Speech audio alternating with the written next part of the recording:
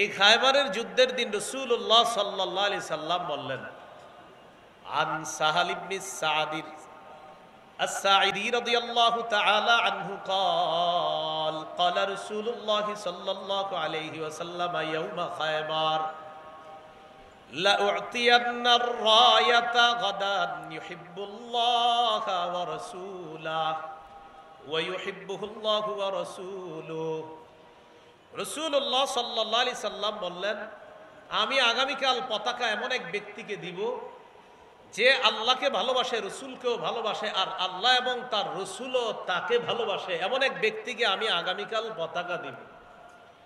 ইয়াফতাহুল্লাহু আলা ইয়াদাইহি, আল্লাহ তাআলা তার হাতে খায়বার বিজয় করবেন বলে আমি নবী আশাবাদী।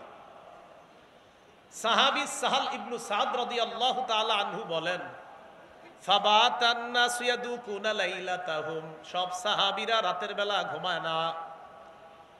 সমস্ত সাহাবীরা আলাপের মধ্যে কাটিয়ে দেয় আর টেনশন করে, আইয়ুহুম ইউতাহা, না জানি আগামীকাল পতাকা কার হাতে দেয়। সবার আশা, না জানি নবী পতাকাটা কাকে দেয়, যদি আমাকে দিত, যদি আমাকে দিত। মানে আশা হলো যে রাসূল সাল্লাল্লাহু আলাইহি সাল্লাম পতাকা কাকে দিবে। তো এই পতাকা পাওয়ার জন্য সবাই আশা করতেছে।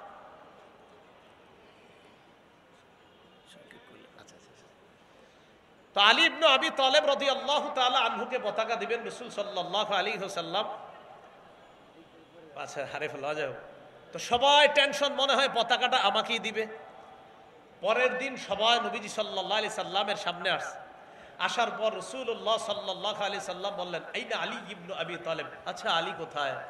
এই কথা বলার পর সাহাবায়ে কেরাম জবাব দিলেন, ইশতাকি আইনাই, হুজুর আলীর তো চোখে সমস্যা। নবীজি বললেন, তার কাছে লোক পাঠাও, ডাকো। আলী রাদিয়াল্লাহু তাআলা আনহুকে ডাকলেন। ডাকার পর ফাবাসাকা রাসূলুল্লাহ সাল্লাল্লাহু আলাইহি ওয়াসাল্লাম ফি আইনাইহি, রাসূলুল্লাহ সাল্লাল্লাহু আলাইহি সাল্লাম তার দুই চোখের মধ্যে থুতু দিয়ে দিলেন। থুতু দেওয়ার সাথে সাথে হযরত আলীর চোখ দুইটা ভালো হয়ে গেছে।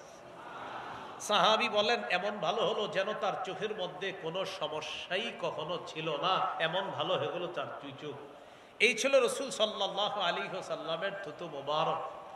তো যাই হোক, রাসূলুল্লাহ সাল্লাল্লাহু আলাইহি ওয়াসাল্লামের জীবনী নিয়ে আলোচনা চলছে, হবে, চলতে থাকবে ইনশাআল্লাহ। বড় বড় উলামায়ে কেরাম আলোচনা করবে ইনশাআল্লাহ। আজকে অন্তত যতটুকু জানলাম যে রাসূল সাল্লাল্লাহু আলাইহি সাল্লাম জন্মের পরে তিনি কেমন ছিলেন, দেখতে কতটা সুন্দর ছিলেন, এই বর্ণনা জানলাম।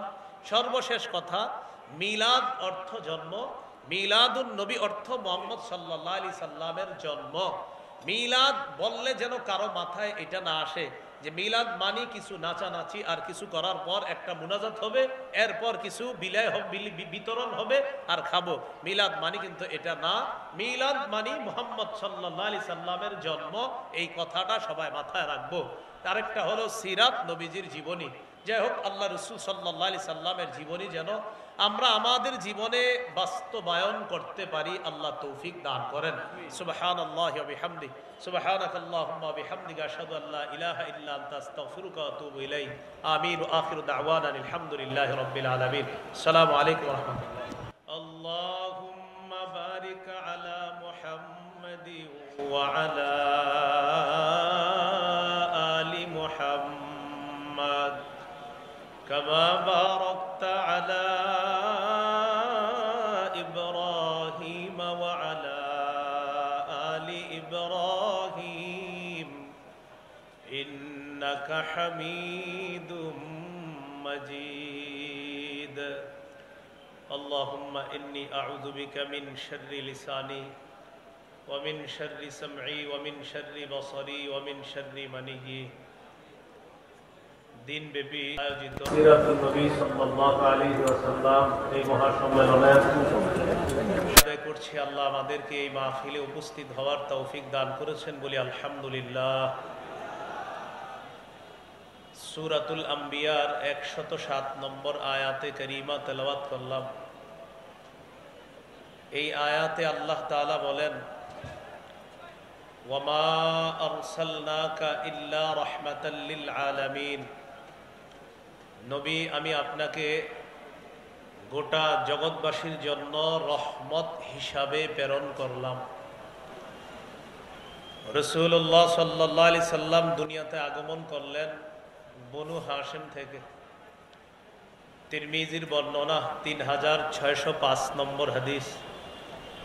এই হাদিসে আল্লাহ রাসূল সাল্লাল্লাহু আলাইহি ওয়াসাল্লামের ইরশাদ, নবীজি বলেন, ইন্নাল্লাহ আস্তাফা মিন ওয়ালাদি ইব্রাহিম ইসমাঈল।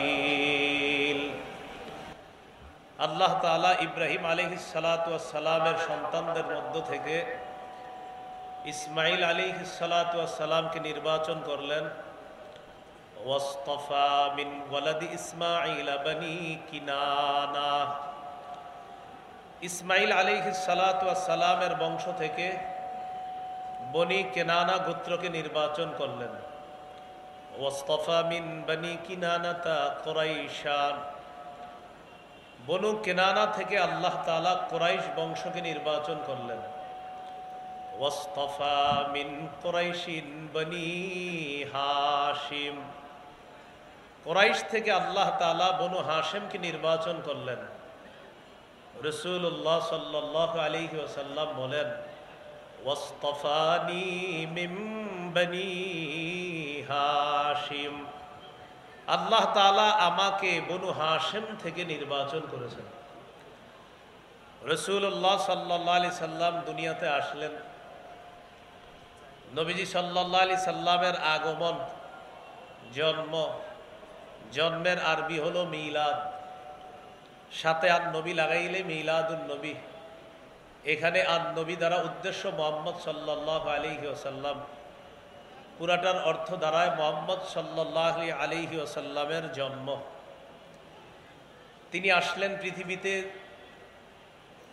তাকে দেখতে কেমন মনে হতো এক বাক্যে যদি বলা হয়, তিরমিজির বর্ণনা 3637 নম্বর হাদিস, 3637। এই হাদিসের মধ্যে আছে, কানা রাসূলুল্লাহ সাল্লাল্লাহু আলাইহি ওয়াসাল্লাম আবিয়াদ কান্নামা সিগা মিন ফিদ্দা। রাসূলুল্লাহ সাল্লাল্লাহু আলাইহি ওয়াসাল্লাম এত সুন্দর ছিলেন, দেখলে মনে হতো যেন তাকে রূপা দিয়ে গঠন করা হয়েছে। রাসূলুল্লাহ সাল্লাল্লাহু আলাইহি ওয়াসাল্লামের মাথা কেমন ছিল? আল জামিউস সগীর হাদিসের কিতাব 6452 নম্বর হাদিস। এই হাদিসের মধ্যে আছে, কানা রাসূলুল্লাহ সাল্লাল্লাহু আলাইহি ওয়াসাল্লাম যখমার রাসি। রাসূলুল্লাহ সাল্লাল্লাহু আলাইহি ওয়াসাল্লামের মাথা তুলনামূলক একটু বড় ছিল, দেখতে অনেক সুন্দর লাগত। মাথার চুলগুলো কেমন ছিল, ঘন নাকি পাতলা? জাওয়াইদুল মুসনাদ 944 নম্বর হাদিস। কানা রাসূলুল্লাহ সাল্লাল্লাহু আলাইহি ওয়াসাল্লাম কাসীরা শা'রির রাসি। রাসূলুল্লাহ সাল্লাল্লাহু আলাইহি ওয়াসাল্লামের চুলগুলো ছিল ঘন। চুল কি লম্বা ছিল নাকি কোকড়ানো ছিল? সহিহ মুসলিমের বর্ণনা 2347 নম্বর হাদিস। আমাদের মাদ্রাসার পাঠ্যপুস্তক অনুসারে মোট হাদিস সংখ্যা হবে 3033টা। এটাই আন্তর্জাতিক রকম। এই হাদিসের বর্ণনাকারী আনাস ইবনু মালিক রাদিয়াল্লাহু তাআলা আন তিনি বলেন, লা বিল জাদিল কাতিতি ওয়ালা বিসসাবতি। রাসূলুল্লাহ সাল্লাল্লাহু আলাইহি সাল্লামের চুলগুলো একেবারে কোকড়ানো ছিল না, আবার একেবারে সরু লম্বা ছিল না। তাহলে কেমন ছিল? এটা আরেক হাদিস থেকে জানি। আল জামিউস সগীর হাদিসের কিতাব 6475 নম্বর হাদিস। হাদিসের বর্ণনাকারী আবু হুরায়রা রাদিয়াল্লাহু তাআলা তিনি বলেন, আন আবি হুরায়রা রাদিয়াল্লাহু তাআলা আনহু قال কানা রাসূলুল্লাহ সাল্লাল্লাহু আলাইহি ওয়াসাল্লাম রাজিলার রাস। রাসূলুল্লাহ সাল্লাল্লাহু আলাইহি সাল্লামের চুলগুলা ঈষৎ ঢেউ খেলানো ছিল, দেখলে মনে হতো চুলগুলা ঢেউ খেলতেছে এমন ছিল। ইন ইনফারাকাত আতীকাতুহু ফারাকা ওয়া ইল্লা ফালা। চুলের সামনে যদি অনায়াসে সিঁথি কাটতো তাহলে নবীজি চুলগুলা সিঁথি কাটতেন, অন্যথায় চুল সিঁথি করতেন না। অনায়াসে সিঁথি কাটলে সিঁথি কাটতেন। قد شمط مقدم رأسه ولحيته, চুলের সামনের কিছু অংশ আর দাড়ির কিছু অংশ পেকে গিয়েছিল। এই দাড়ি পাকা আর চুল পাকাগুলা ইদাদ দাহানা যদি তেল দিতেন লাম ইয়াতাবায়্যান, তাহলে পাকা দাড়ি পাকা চুল দেখা যেত না। ওয়া ইদা শাইসা তাবায়্যানা, আর যদি চুলগুলা একটু অগোছালো হতো তাহলে ওই সাদা দাড়ি আর চুল একটু স্পষ্ট হতো, সেটা দেখা যেত। এই হলো রাসূল সাল্লাল্লাহু আলাইহি ওয়াসাল্লামের চুলের বর্ণনা। চুলের পরিমাপ কতটুকু ছিল এই ব্যাপারে ওলামায়ে কেরাম সবাই এখানে, আমি আপনাদেরকে তো বলতেও পারি না, ওলামায়ে কেরাম ছাড়া অন্য যারা আছে আপনারা তিনটা শব্দ মনে রাখবেন। 1 নম্বর ওয়াফরাহ, 2 নম্বর লিম্মাহ, 3 নম্বর জুম্মাহ। কানের অর্ধেক পর্যন্ত চুল, এটা হলো ওয়াফরাহ। 2 কান আর কাঁধের মাঝামাঝি চুল, এটা হলো লিম্মাহ। কাঁধ পর্যন্ত চুল, এটা হলো জুম্মাহ। হাদিস থেকেই চলেন, তিনটা চুলের পরিমাপ জেনে নেই। সহিহ মুসলিমের বর্ণনা 2344 নম্বর হাদিস। এই হাদিসের মধ্যে আছে কানা শারু রাসূলিল্লাহি সাল্লাল্লাহু আলাইহি ওয়াসাল্লাম ইলা আনসাফি উযুনাই, রাসূলুল্লাহ সাল্লাল্লাহু আলাইহি সাল্লামের চুলগুলো ছিল কানের অর্ধেক পর্যন্ত। বলেন তো এটাকে কি বলা হয়? ওয়াফরা। সহিহ বুখারীর বর্ণনা 5905 নম্বর হাদিস। এই হাদিসের বর্ণনাকারী কাতাদা রাদিয়াল্লাহু তাআলা তিনি বলেন, সাআলতু আনাস ইবনে মালিক রাদিয়াল্লাহু তাআলা আন শা'রি রাসূলিল্লাহ সাল্লাল্লাহু আলাইহি ওয়াসাল্লাম, আমি নবীজির সাহাবী, নবীজির খাদেম, 10 বছরের খাদেম হযরত আনাসকে জিজ্ঞাসা করলাম, নবীজির চুলগুলো কেমন ছিল একটু বলেন তো। হযরত আনাস রাদিয়াল্লাহু তাআলা আনহু জবাব দিলেন, লা বিসাবতি ওয়ালাল জাদি, একেবারে সরু লম্বা ছিল না, আবার কোকড়ানো ছিল না। কেমন ছিল চুলগুলা? বাইনা উযুনাইহি ওয়া আতিকি, নবীজির চুল মুবারক গুলো ছিল 2 কান আর কাঁধের মাঝামাঝি, এটাকে বলা হয় লিম্মা। রয়ে গেল জুম্মা। সহিহ বুখারীর বর্ণনা 5904 নম্বর হাদিস। এই হাদিসের মধ্যে আছে কানা ইয়াদরিবু শা'রু রাসূলিল্লাহি সাল্লাল্লাহু আলাইহি ওয়াসাল্লাম মানকিবাই, রাসূলুল্লাহ সাল্লাল্লাহু আলাইহি সাল্লামের চুল মুবারক কাঁধ পর্যন্ত লম্বা হতো মাঝে মাঝে, এটাকে বলা হয় জুম্মা। এই হলো রাসূল সাল্লাল্লাহু আলাইহি সাল্লামের চুলের পরিমাপ। এবার মাথার পরে আমরা আসি চেহারা মুবারক কেমন ছিল। রাসূলুল্লাহ সাল্লাল্লাহু আলাইহি সাল্লামের চেহারা মুবারক কেমন ছিল এক কথায় বললে, সহিহ বুখারীর বর্ণনা 3549 নম্বর হাদিস। এই হাদিসের মধ্যে আছে কানা রাসূলুল্লাহ সাল্লাল্লাহু আলাইহি ওয়াসাল্লাম আহসানান নাসি ওয়াজহা, রাসূলুল্লাহ সাল্লাল্লাহু আলাইহি ওয়াসাল্লামের চেহারা মুবারক মানুষের মধ্যে সর্বাপেক্ষা সুন্দর ছিল, সবচেয়ে সুন্দর ছিলেন তিনি। তিরমিজির বর্ণনা 3638 নম্বর হাদিস। এই হাদিসের মধ্যে আছে লা বিল মুকালসাম, চেহারা একেবারে গোল ছিল না। তাহলে কেমন ছিল এটা মুসলিম থেকে জেনে নিই। 2344 নম্বর হাদিস। প্রশ্ন করা হলো ওয়াজহুহু মিসলুস সাইফ, আচ্ছা নবীজির চেহারা মুবারক কি তরবারির মতো ছিল? তো তিনি জবাব দিলেন লা বাল কানা মিসলাস শামসি ওয়াল কমার, নবীজির চেহারা মুবারক ছিল চন্দ্র এবং সূর্যের মতো গোল সুন্দর। এর পুরা গোল না কিন্তু আপনার, কানাফি ওয়াজহিহি তাদভিরুন, কিছুটা গোল ভাব ছিল, পুরাপুরি গোল ছিল না এমন না। একটি হাদিস শুনেন, জাবের ইবনে সামুরা রাদিয়াল্লাহু তাআলা আনহুর বর্ণনা, তিরমিজির 2811 নম্বর হাদিস, 2811। এই হাদিসে আছে জাবের রাদিয়াল্লাহু তাআলা আনহু বলেন, রাআইতু রাসূলুল্লাহ সাল্লাল্লাহু আলাইহি ওয়াসাল্লাম, আমি আল্লাহর নবীকে দেখলাম ফি লাইলাতি ইদহিয়ান, জোছনা রাতে। আমি রাসূলুল্লাহ সাল্লাল্লাহু আলাইহি সাল্লামকে দেখলাম জোছনা রাতে। ফাজআলতু আনজুরু ইলা রাসূলিল্লাহি সাল্লাল্লাহু আলাইহি ওয়াসাল্লাম ওয়া ইলাল কমার, আমি একবার নবীর চেহারা মুবারকের দিকে তাকাইলাম, আরেকবার চাঁদের দিকে তাকাইলাম। আল্লাহর কসম, হুয়া আহসানু ইনদি মিনাল কমার, আল্লাহর কসম আমি চাঁদের দিকে দেখলাম, নবীর দিকে দেখলাম, চাঁদের চেয়েও নবীকে আমার কাছে বেশি সুন্দর মনে হয়েছে। আল জামিউস সগীরের মধ্যে আসছে ইয়াতালা আল্লাহু ওয়াজহুহু তালাআলু আল কমারি লাইলাতাল বদরি, পূর্ণিমার রাতের চাঁদ যেমন সুন্দর, নবীর চেহারা মুবারক ঠিক তেমন সুন্দর উজ্জ্বল হয়েছে। এ হলো চেহারার বর্ণনা। রয়ে গেল কপাল। কপাল ছিল কেমন? ওয়াসিআল জাবিন, ললাট ছিল প্রশস্ত, কপাল ছিল প্রশস্ত। কপালের পরে দেখেন দুইটা ভুরু আছে, হ্যাঁ, এই ভুরু কেমন ছিল? আযাজ্জাল হাওয়াজিবি সাওয়াবিগা ফি গায়রি কান্নিন বাইনাহুমা ইরকুন ইউদিররুহুল গাদাব, নবীজির ভুরুগুলো ছিল বক্র, ঘন, সুন্দর, সরু ছিল বক্র। দুই ভুরুর মাঝে ফাঁকা ছিল, মিল ছিল না। ফি গায়রি কারনিন, একটা আরেকটার সাথে মিলিত ছিল না। মাঝখানে বাইনাহুমা ইরকুন, মাঝখানে একটা ছোট্ট রগের মতো ছিল। সাহাবায়ে কেরাম বলেন এত সুন্দর ছিল এটা। ইউদিররুহুল গাদাব, যখন নবী রাগ করতেন তখন এই জায়গার রগটা কত চমৎকার ভাবে স্পষ্ট হয়ে উঠত। যদি একটু রাগ করতেন এই জায়গায় আপনার রগটা হালকা স্ফীত হয়ে যেত, দেখতে বড় চমৎকার লাগতো, সুন্দর লাগতো।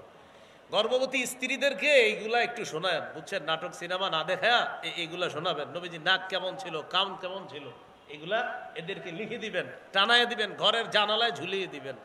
নাটক সিনেমা দেখেন, দেখার পর যে সন্তান পেট থেকে আসে, পরে এটা গিয়া শাহবাগ গিয়ে ইসলামের বিরুদ্ধে কথা বলে।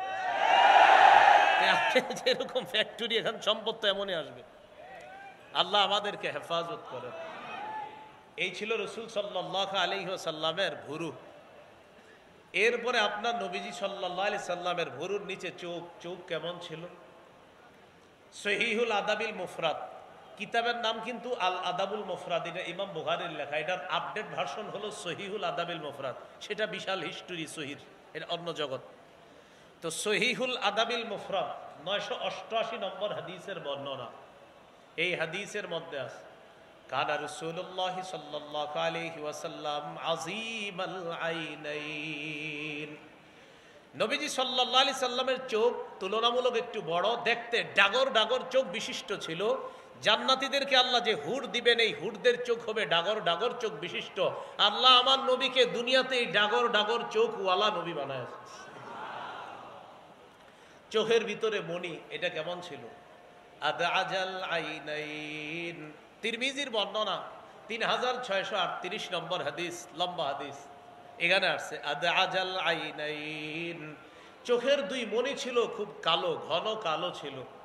জাবির ইবনে সামুরা রাদিয়াল্লাহু তাআলা আনহু বলেন, রাআইতু রাসূলুল্লাহি সাল্লাল্লাহু আলাইহি ওয়াসাল্লাম, আমি আল্লাহ নবীকে দেখলাম, দেখার পর মনে মনে বললাম, কুলতু আকহালাল আইনাইন, নবীর চোখ মুবারক দেখে আমার মনে হলো চোখের মধ্যে সুরমা লাগানো। আমি নবীজির দিকে দেখলাম, দেখার পর আমার মনে হলো নবীর চোখে সুরমা দেওয়া। ওয়ালাইসা বিআকহালা, আসলে চোখের মধ্যে সুরমা দেওয়া না। এর মানে আমার নবীর দুই চোখ আল্লাহ এত সুন্দর করে বানিয়েছে, দেখলে মনে হতো সুরমা দেওয়া আছে, আসলে সুরমা দেওয়া না। আমরা সুরমা দিয়ে সুন্দর বানাইলে চোখ যেমন হয়, আল্লাহ সুরমা ছাড়াই নবীর চোখ এমন ভাবে বানায়। এই ছিল চোখের সৌন্দর্য। চোখের পাশে রয়ে গেল নাক। নাক ছিল কেমন? আকনাল ইরনিন, নাক তুলনামূলক একটু উঁচা ছিল। লাহু নূরুন ইয়ালু, নাকের উপরের অংশে একটা আলো উদ্ভাসিত হতো, একটা নূর উদ্ভাসিত হতো। ও আবার নূর মানে কিন্তু নূরের তৈরি না, এখানে আবার একটা বিষয় বুঝতে হবে। হ্যাঁ, একে এক আজীব ঝামেলা। মানে আমরা অনেক সময় বলি অমুক রে, অমুক হুজুর রে, আল্লাহ মাশাল্লাহ তার চেহারাটা কি নুরানি চেহারা। নুরানি মানে কিন্তু নূর না। নুরানি বললে কি নূরের তৈরি হওয়া আবশ্যক হয় না। লম্বা প্রমাণ আদি দেওয়া যাবে, অনেক প্রমাণ দেওয়া যাবে যে নূর বললেই নূরের তৈরি হয় না। বলে নূর বললে কিসের তৈরি হয় না? নূর। এই জন্য যারা নাকি নবীজিকে নূর বলে, তারা বলে কাদ জাআকুম মিনাল্লাহি নূর। এই আয়াত দিয়ে দলিল দেয় এটার বিপক্ষে আমার লম্বা আলোচনা আছে যে নূর বললে যে নূরের তৈরি হয় না, অসংখ্য অগণিত দলিল দিয়েছি যে নূর বললে নূরের তৈরি হয় না। এর সবচেয়ে বড় প্রমাণ আল্লাহু নূরুস সামাওয়াতি ওয়াল আরদ, আসমান জমিনের নূর আল্লাহ। নাউজুবিল্লাহ, আল্লাহ কি নূরের তৈরি? জানি না।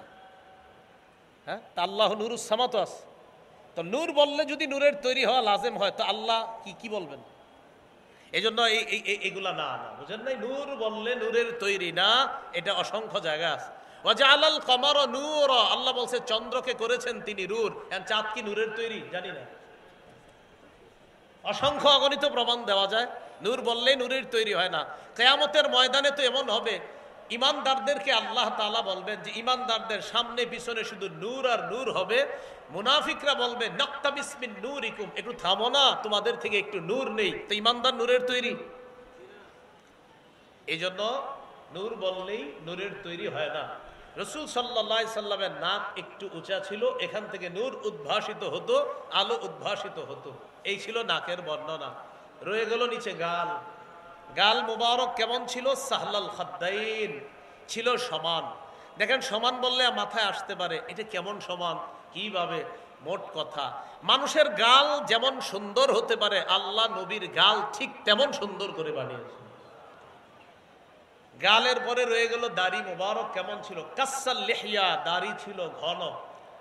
এরপরে একটু নিচে আসেন, দাঁত মুবারক কেমন ছিল? মুফাল্লাজাল আসনান, সামনের দাঁত কিছুটা ফাঁকা ছিল, সুন্দর ছিল সামনের দাঁতগুলা, কিছুটা ফাঁকা, দেখতে অস্বাভাবিক সুন্দর লাগতো। রয়ে গেল মুখের ভিতরের থুতু, এই থুতু মুবারক কেমন ছিল? সহিহ বুখারীর বর্ণনা 4210 নম্বর হাদিস।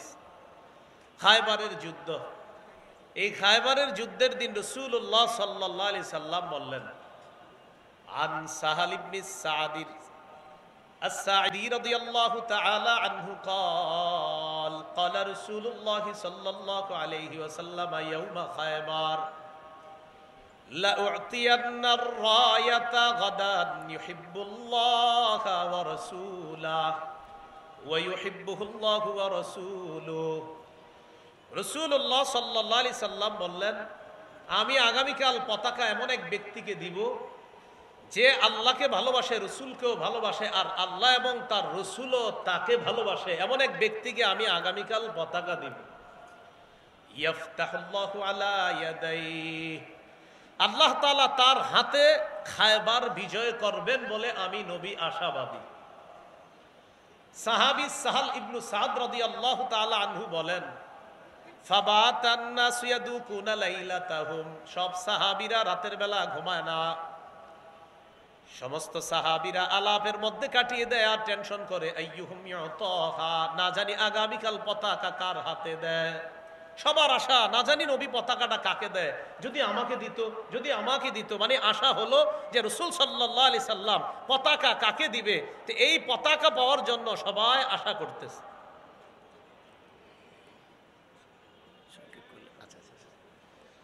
তো আলী ইবনে আবি তালেব রাদিয়াল্লাহু তাআলা আনহুকে পতাকা দিবেন রাসূল সাল্লাল্লাহু আলাইহি ওয়াসাল্লাম। আচ্ছা, হারে ফেলা যাও। তো সবাই টেনশন, মনে হয় পতাকাটা আমাকেই দিবে। পরের দিন সবাই নবীজি সাল্লাল্লাহু আলাইহি সাল্লামের সামনে আসছে। আসার পর রাসূলুল্লাহ সাল্লাল্লাহু আলাইহি সাল্লাম বললেন, আইনা আলী ইবনে আবি তালেব, আচ্ছা আলী কোথায়?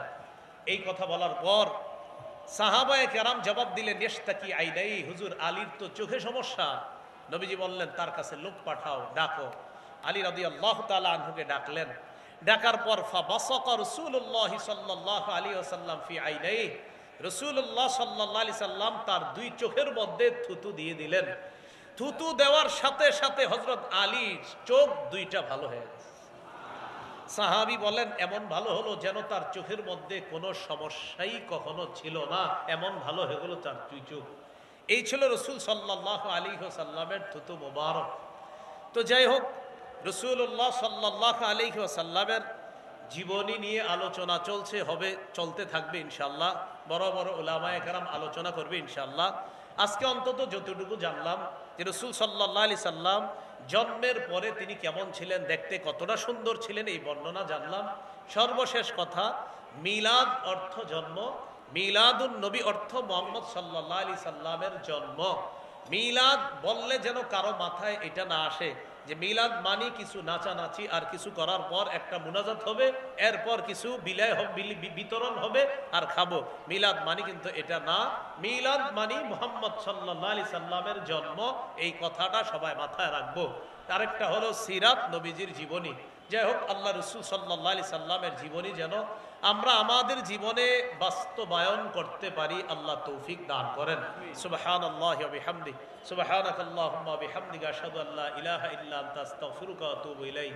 আমিন। ওয়া আখিরু দাওয়ানা আলহামদুলিল্লাহি রাব্বিল আলামিন। আসসালামু আলাইকুম ওয়া রাহমাতুল্লাহ।